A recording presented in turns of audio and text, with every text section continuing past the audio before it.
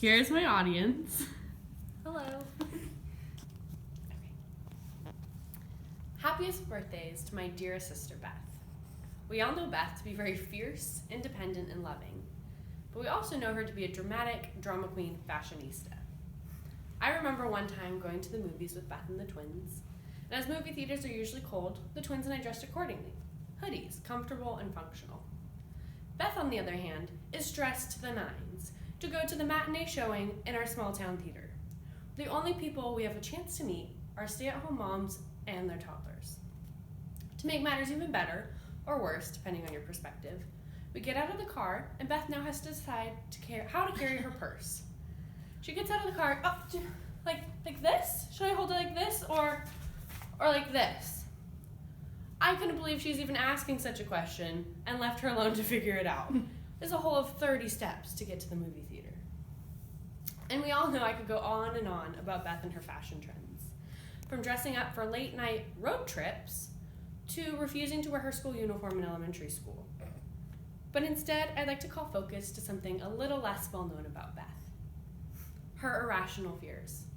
Since discovering hers, I've taken to asking many other people about theirs, but I've yet to find any that compare to hers. We all know that small child with a fear of swimming pools because there may be a shark in it. How many of you know an 18-year-old with that fear? A fear so intense she won't be in a pool by herself. Flashback to growing up with a pool in our backyard and our favorite game, Marco Polo. Whenever Beth was it, the twins and I would find ways to sneak out of the pool and wait just outside to watch her face when the realization dawns that she's alone in the pool and vulnerable to a shark attack. Panic floods her face. Never would we ever see her out of the pool that fast. Having also grown up in intense fear of her rage, it quickly became a terrifying game of tag the moment she was out of the pool. Definitely didn't want to be the one she caught after that kind of prank. Some things from childhood never change, but others do. Beth has since decided against being a lawyer, which is probably good, as most of our arguments growing up revolved around her and incorrect song lyrics. She would swear the song was living on a prairie and not living on a prayer. For weeks, she sang the song as such, until we finally convinced her to look at the lyrics online. She, hating to be wrong though, still decides that her version is better and makes more sense.